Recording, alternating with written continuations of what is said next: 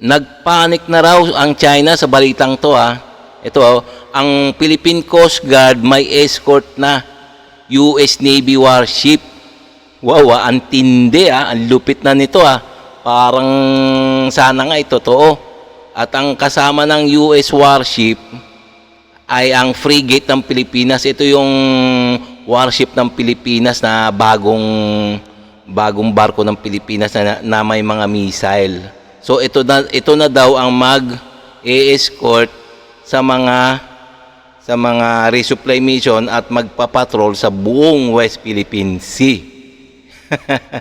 Parang nakakatawa, no? Nakakatuwa. Ewan natin kung totoo. Ito ang bibigyan natin reaction videos sa ngayon reaction video, komentaryo, suggestion, kung ano yung mga saloobin ng mga netizens. So pwede rin kayo magbigay ng komentaryo dyan sa ganun mailabas yung inyong saloobin tungkol sa mga balitang ito, itong mga balitang tungkol sa West Philippine Sea na nakakabwisit talaga, no? Alam nyo kung bakit nakakabwisit? Dahil itong mga Chekwa na to napakaganit talaga sa teritoryo natin, no? 'Di ba? Alam nyo naman 'yan. Talaga nakakatayo ng balahibo. So ito natin bibigyan ng reaction, no? Komentaryo. So okay.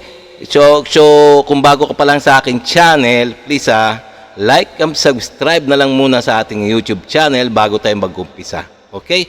And also, paki-subscribe din kay Melbs Castle sa kanya itong video na to na ating bibigyan ng reaction video. Okay? So umpisa na natin kung paano nagpanik tong mga Chekwa na to. Ito na ba yung kumpirmasyong missile warship ng Philippine Navy ang ipapadala sa Sabina Shoal? Ayon kasi kay Philippine Navy Commodore Roy Trinidad, gagamit ng military asset ng AFP katuwang raw ang kaalyadong bansang papunta sa Sabina Shoal. Ayun sana nga totoo Sinabi ng ng Philippine Navy Commander. Ayan sige, tignan pa natin to Sasabihin niya ito, pakinggan nyo Ano ang ibig sabihin ng AFP dito, di ba? So, posible talagang kasama ang US Navy warship papunta doon ngayon. Tahimik lang ang Philippine Navy at hindi direktang sinasapubliko ang operasyon ng militar. Pero mukhang planado na pag-alis pa lang ng BRP Teresa Magbanua para palitan ng mas bigating barkong armado.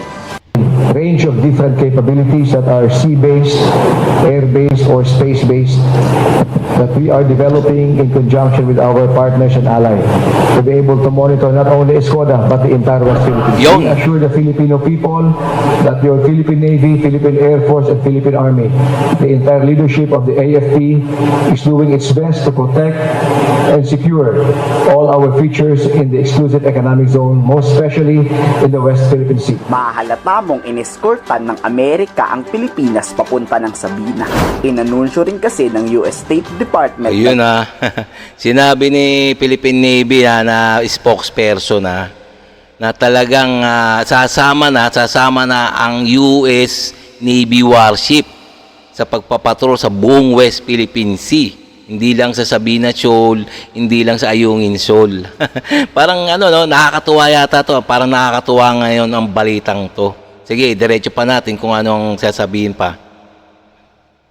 Dahil paulit-ulit raw na pinapalayas ng China ang BRP Teresa Magbanua, sasama sa operasyon ang US Navy. Dito para makasuporta ang Amerika sa lahat ng gagawin ng ating bansa papunta. Attempts by the PRC to interfere with their freedom of navigation on the high seas near Sabina Shoal over the past several months. There's no legal basis for the PRC's maritime claims in the South China Sea, and the dangerous ways in which it attempts to enforce those claims put Filipino lives and livelihood at risk. This particular incident might mean other than to say that we continue to support our Philippine allies. Umalis man at wala pang kapalit na barko ng Philippine Navy, wala raw na mamonitor na pagtatambak ng mga Chinese doon ngayon. Hindi rin papayag rin kasi ang Philippine Navy na isuko na lang to basta-basta sa mga incheck. Tama. Hindi raw mangyayaring mapapasakamay ito ng... Tama nga naman, Huwag basta-basta isusuko ng ang ating mga teritoryo dyan sa mga incheck na yan, Kailangan bantayan o Sana tapang-tapangan naman ng ating Philippine Navy at Armed Forces ang kanilang mabawat kilos. China. Yan ang tinitiyak ni Commodore Roy Trinidad at ng Philippine Navy. They have never been in control. Their presence there is illegal. We will continue performing our mandate. We will not be deterred.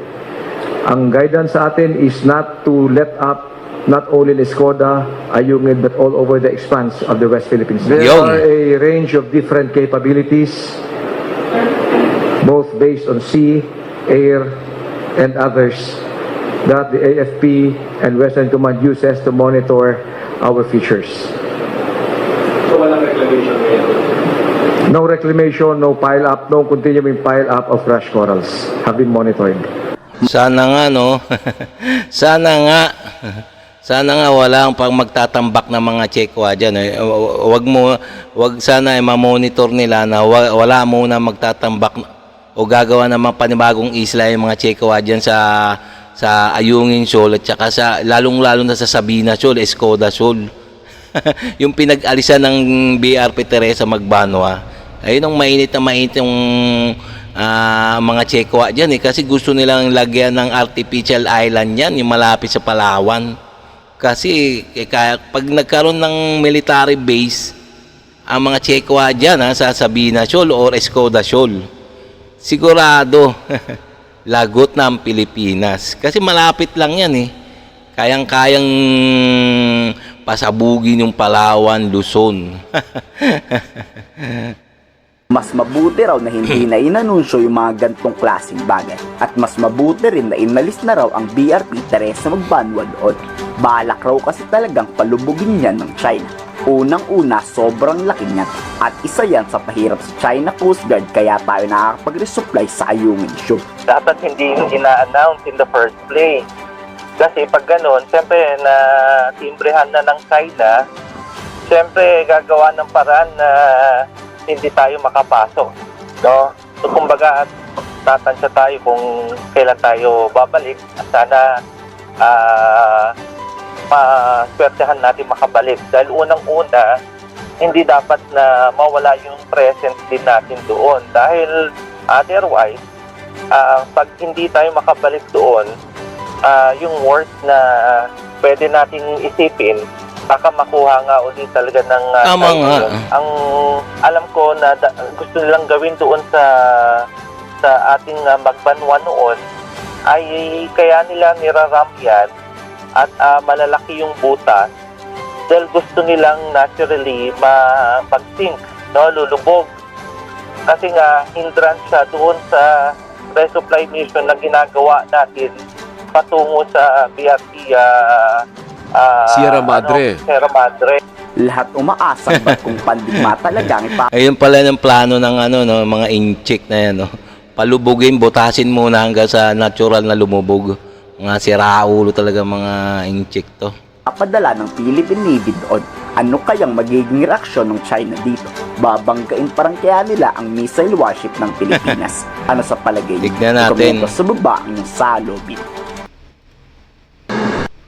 O yan magpapadala na talaga ang Philippine Coast Guard. At magpapadala na talaga ang Pilipinas ng mga barkong pandigma ng magbabantay doon sa Escoda Shoal. Kasama na ang US Navy warship. Ewan natin, abangan natin yan.